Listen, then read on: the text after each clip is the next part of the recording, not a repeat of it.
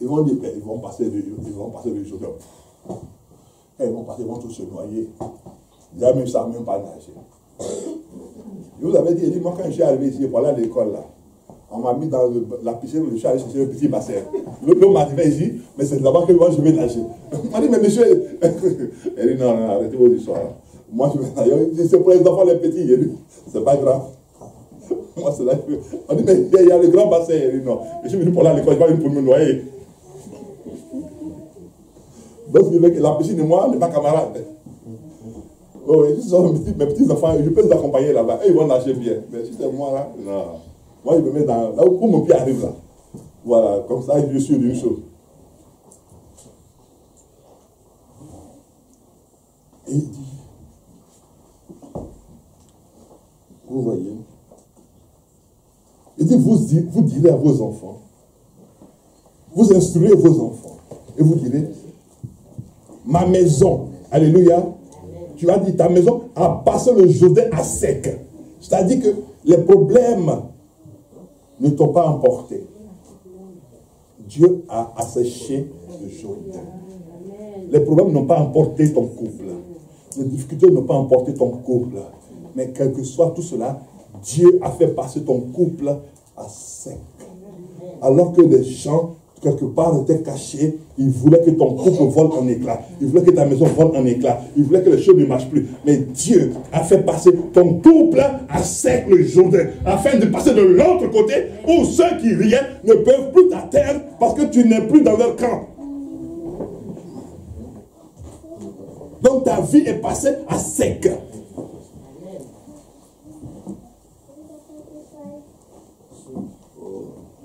Si Dieu n'avait pas été avec toi.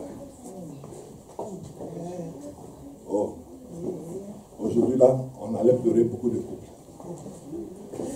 Mais comme il a été Dieu, et comme il est Dieu, et comme il demeure Dieu, il a fait passer ton couple à sec. Tout a soufflé. Tout était contraire à toi. Tout était contraire à ta famille. Mais Dieu a fait que ton couple est passé. Dieu a fait que ta vie est passée.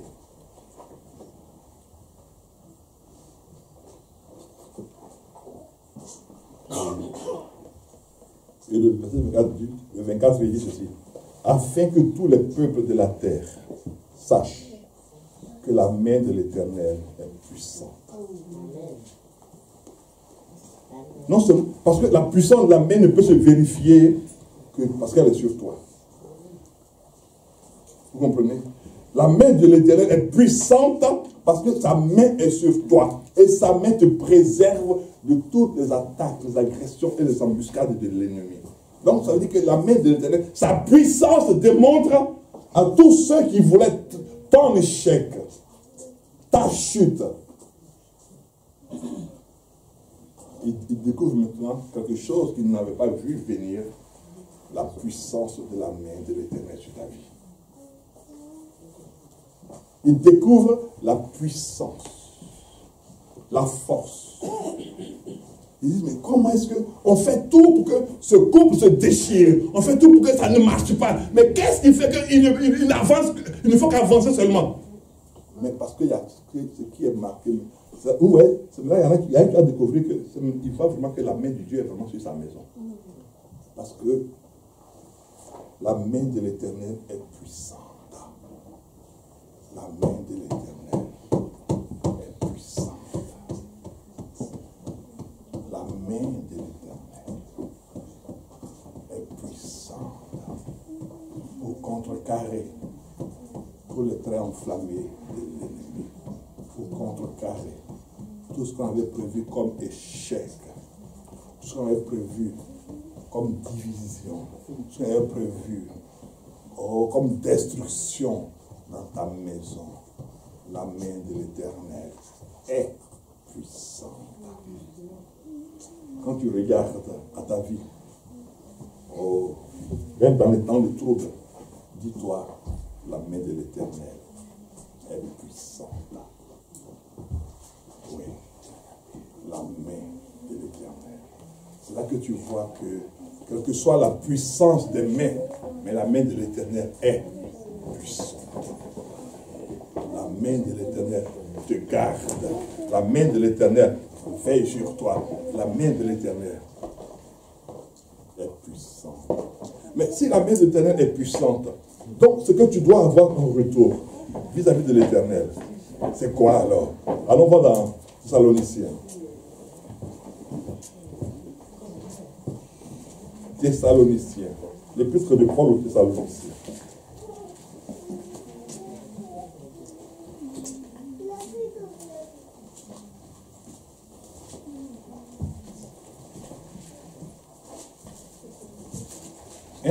À partir du verset 16, qui dit ceci: soyez toujours joyeux. Wow. Mais le temps n'est pas favorable, mais tu me dis d'être toujours joyeux. 1 Thessaloniciens 5, verset 16. Soyez toujours joyeux. Même quand le temps n'est pas favorable, sois joyeux. Et non seulement tu es joyeux, et tu pries encore sans cesse. Parce que pour que ta prière soit favorable à Dieu, sois dans la joie.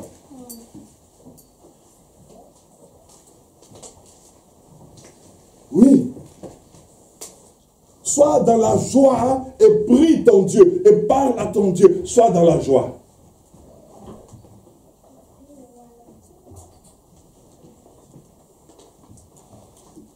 Sois dans la joie et élève ton Dieu. Sois dans la joie et exalte ton Dieu. Sois dans la joie. Soyez toujours joyeux. Il faut que la joie soit ta motivation par rapport à Dieu. Il ne faut pas que tu dises, oui, mais je n'ai pas ceci, je n'ai pas cela, ceci ne m'arrive pas bien. Non, laisse toutes ces choses de côté, mais sois dans la joie. Sois emporté par la joie. Les difficultés sont là. Elles veulent t'accabler, elles veulent t'assaillir, elles veulent t'affaiblir, elles veulent te détruire. Mais ce que tu dois faire, c'est être dans la joie. Amen. On fait tout pour que ça n'aille pas chez lui. On fait tout pour qu'il déprime, pour qu'il soit découragé. On fait tout. Mais plus on fait, mais plus il est en joie. Mais pourquoi il est en joie? Parce que Josué 4:12 a dit que la main de l'Éternel est quoi? Est puissante. Et comme la main de l'Éternel est puissante sur ma vie, elle me donne quoi? La joie. Peu importe ce que vous allez faire, ce que vous allez dire, mais la main de l'Éternel est puissante dans ma vie. Donc, comme la main est puissante dans ma vie, cette main, cette source de joie vient de la main de l'Éternel. Donc, je suis en joie. Peu importe ce qui arrive, je suis en joie. Peu importe ce qui m'arrive, je suis en joie. Peu importe ce que j'entends, je suis en joie et je prie. Ah, mais comment comment cet homme-là? Mais parce que la main de l'Éternel est puissante dans ma vie. Mais vous n'avez pas vu tout à l'heure l'humilité, le fruit de l'humilité. La crainte de l'Éternel, ça produit quoi? La richesse, la gloire et la vie. Comment je vais oublier qu'il y a la richesse quelque part, il y a la gloire et puis il y a la vie, puis je vais m'attrister? Non. Donc, ce qui veut dire que la main de l'Éternel est puissante. Et vu sa puissance, sa main est sur moi. Et il y a une chose qui est intéressante. La Bible dit, rien ne manque à qui? À ceux qui craignent l'Éternel. Rien. Vous voyez? Rien. Rien. Ça ne veut pas dire que rien ne manque à celui qui va à l'église.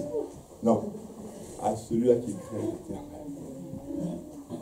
Donc ça veut dire que c'est dans la crainte de l'Éternel que les choses se mettent en place. La crainte de l'Éternel est source de production de bien-être. La crainte de l'Éternel est source de production de bien-être. La crainte de l'Éternel est source de production de joie. La crainte de l'Éternel est source de production de richesse. La crainte de l'Éternel. C'est parce que Joseph a craint l'Éternel qu'il est devenu premier ministre de Pharaon. C'est parce que Daniel a craint l'Éternel qu'il est devenu aussi premier ministre à Babylone. Donc vous voyez, il y a eu de l'humilité, La crainte. Puis après, on voit quoi? La richesse, la gloire et la vie. La crainte de l'Éternel. Les sources. La crainte de l'Éternel. Quand quelqu'un vient à l'église, ne riez pas. Même s'il a ce qu'on appelle le sang de Jésus. Vous connaissez le sang de Jésus? Voilà. C'est un film que j'aimais bien. Oh oui, le sang de Jésus. Quelqu'un qui avait un seul polo, et puis c'était un rouge. Donc, les parents de sa fiancée l'appelaient le sang de Jésus. Donc quand il veut voir la fille, on lui dit, le sang de Jésus arrive. On riait de lui, le sang de Jésus. Vous voyez. Mais à la fin, il n'avait plus un seul polo. À la fin, maintenant, il avait une grosse maison. Vous voyez, il y a eu l'humilité, la crainte, la richesse, la gloire et la vie. La crainte de l'Éternel produit ces choses. C'est pour cela qu'il ne faut jamais se presser. Dans la vie, à l'église, il ne faut jamais se presser. Pour être ou pour avoir. Il ne faut jamais se presser, ni pour être, il ne faut jamais se presser pour avoir. La crainte de l'Éternel, l'humilité, c'est ce qui produit ces choses. Donc, soyez toujours joyeux. Priez sans cesse. Maintenant, tu pries sans cesse, et puis après la conséquence, c'est quoi?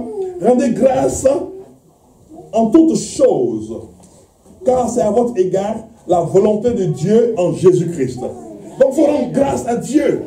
Tu ne comprends rien, tu ne sais rien, mais tu dis, Seigneur, je te bénis. Même si je ne comprends pas, je te bénis. Je ne sais pas pourquoi je traverse ce moment-là. Je ne sais pas pourquoi je vis ce temps-là. Mais une chose est certaine, je te bénis.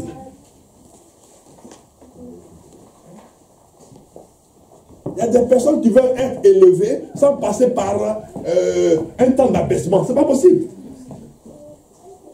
Pour être élevé, il faut passer par un temps d'abaissement. Par un temps d'abaissement, par un temps de brisement.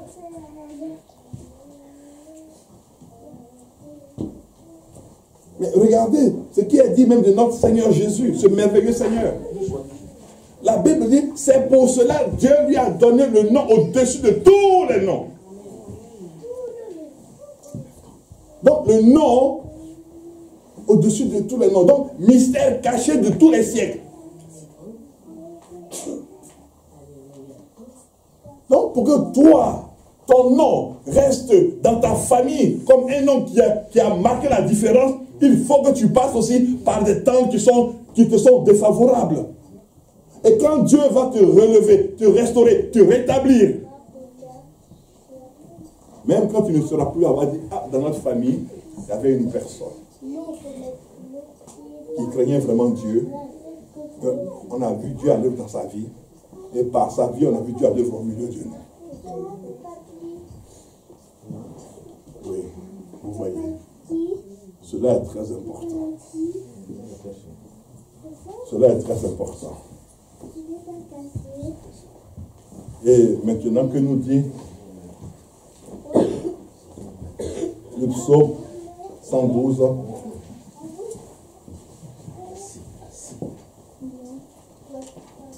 le psaume 112,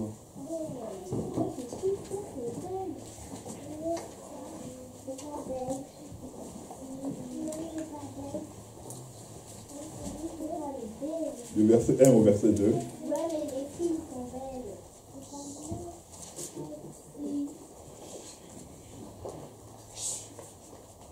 Psaume 112, verset 1 au verset 2. Louez l'Éternel. Heureux l'homme qui craint l'Éternel, qui trouve un grand plaisir à ses commandements. Regardez déjà. Heureux. Donc ce qui veut dire que craindre Dieu rend quoi? Heureux. Vous voyez? Psaume 112, 1. Heureux l'homme qui craint l'Éternel. Heureuse la femme qui craint l'Éternel. Donc, vous ne voyez pas que ça ne peut pas aller ensemble. Mais pourtant, Dieu dit, tu es heureux quand tu crains l'Éternel. Heureux. Donc, craindre l'Éternel, ça rend quoi? Heureux. Ça ne rend pas triste, ça rend heureux. Ça veut dire que dans le fait que tu sois heureux, pourquoi tu es heureux? Il y a une prise en charge de Dieu vis-à-vis de ta personne. Donc c'est ce qui te rend heureux. Donc, heureux, c'est-à-dire la personne est prise en charge. On a vu tout à l'heure la main puissante de l'Éternel. Donc la main puissante te prenant en charge, ça fait que tu deviens une personne qui est quoi? Heureuse. Heureuse veut dire une personne qui est paisible.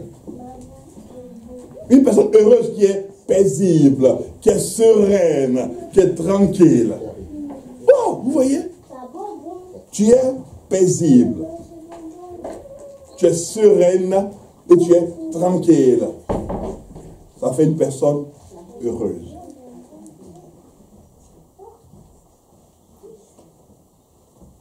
Regardez, Daniel, on le jette où? Dans la fosse au lion. Et puis c'est lui qui demande au roi, est-ce que le roi, tu vas bien? Attendez, là, il y a une chose qui ne va pas là. Toi, on t'a jeté quelque part, on t'a demandé est-ce que tu vas bien? Lui, il dit, roi, vis éternellement. Il dit, mais, attends. Et la Bible dit, le roi, lui, n'a pas pu dormir la nuit. Il avait les gardes, il avait tout, il n'a pas pu dormir la nuit. Et celui qu'on a jeté dans la fosse là.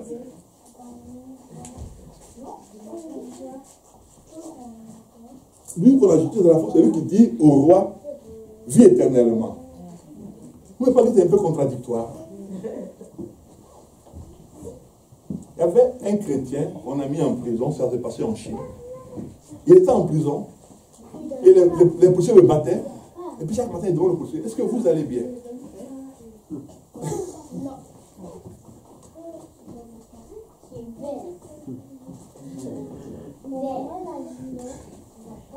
Est-ce que vous allez bien?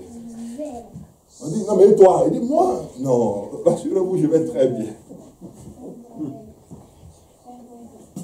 Vous voyez? Donc, vous voyez, heureux l'homme, heureuse la femme qui craint l'Éternel.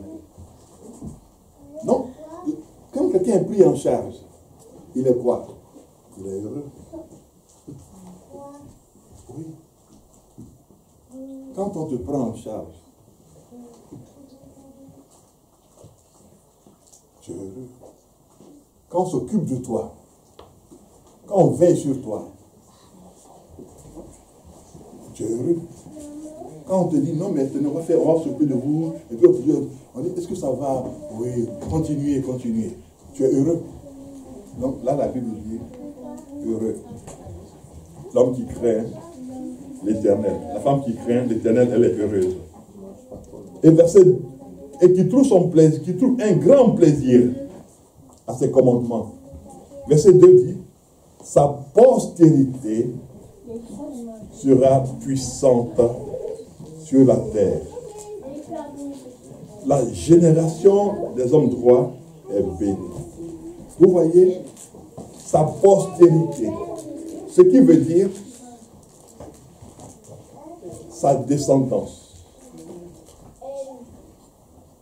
Ce qui veut dire aussi que si il ou elle n'avait pas de descendance, parce qu'il craint l'Éternel, Dieu est obligé de lui donner quoi? Une descendance. Vous comprenez maintenant? Sa postérité. Donc si toi tu n'avais pas, Dieu dit ta postérité elle sera puissante. Bon. Et lui-même, Dieu dit ta postérité. Et puis lui-même Dieu sait que tu n'as pas d'enfant.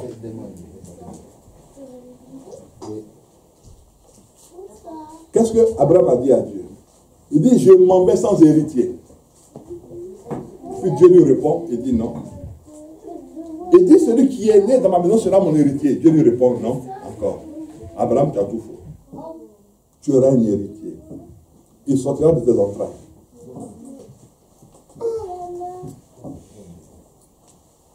Il dit, mais je m'en vais sans héritier. Tu me dis, je vais faire quoi? J'ai bientôt 100 ans. Lorsque Abraham fut âgé de combien? 99 ans. Ça ne vous rappelle pas un verset qu'on vient de lire? Le fruit. Voilà. La richesse, la gloire et la vie. La richesse, la gloire et la vie. Cela est très important. Donc ce matin, je veux, de la part du Seigneur, dire à quelqu'un ces paroles. Ces paroles pour fortifier la foi de quelqu'un. Ces paroles pour encourager la vie de quelqu'un. Ces paroles pour relever la vie de quelqu'un. Que tu saches que Dieu ne t'a pas oublié. Que tu saches que même si les temps ne sont pas favorables pour le moment, mais continue de craindre Dieu. Parce que quand Noé a fait son arche, la tortue a fini par faire quoi? Ah bon. Vous avez vu la marche de la tortue, non? Vous n'avez pas fait comme le film ivoirien où le gars a acheté les tortues et les choses là. Pas les tortues, les escargots. Et puis il a fait 4 jours sur la route là-bas avant d'y avec les escargots. Oh, oui. Mais l'escargot a fini par monter dans l'arche. Alors ne t'impatiente pas. Ne te presse pas. Ne te précipite nulle part. Ce que Dieu a prévu pour toi, ça te trouvera là où ça te trouvera. Le fruit de la crainte, de l'humilité, c'est quoi? La richesse, la gloire et la vie. Mais cela est contenu dans la crainte. Et il dit ici, on finit là, il dit ici, dans Psaume 112, heureux, heureuse, la femme qui craint l'Éternel. Oui, je veux que ce passage te rende heureux, ce passage te rende joyeux, et que tu trouves ton grand plaisir à lire ces commandements. C'est pour ça qu'on a dit que chaque année, chacun doit lire au moins chaque jour un chapitre. Trouve ton plaisir dedans, trouve ta joie dedans. Si tu peux lire 2 chapitres, lis 2 chapitres. Si tu peux en lire 3, lis 3. Mais prends ton plaisir dedans. Tu trouves un grand plaisir à lire, un grand plaisir à ses commandements. Sa postérité sera puissante. Ce qui veut dire que si elle était inexistante, elle va finir par exister. Il faut qu'elle existe pour qu'elle devienne puissante. Sa postérité sera puissante. Mais pourquoi il va avoir une postérité? Parce que c'est un homme heureux. Parce qu'il craint l'Éternel. Vous voyez, quand tu crains l'Éternel, et que la crainte de l'Éternel habite en toi, ça change tout en toi. Alléluia. On va se lever, et tu vas prier pour bénir le Seigneur. Tu vas lui dire merci pour ce message merveilleux qu'il t'a apporté ce matin. Et tu vas dire merci à Dieu parce que il t'a dit que même si le terrain n'est pas favorable, il est ton Dieu et que sa main puissante est sur toi. Alors, il laisse ta voix, s'il te plaît, parle à Dieu.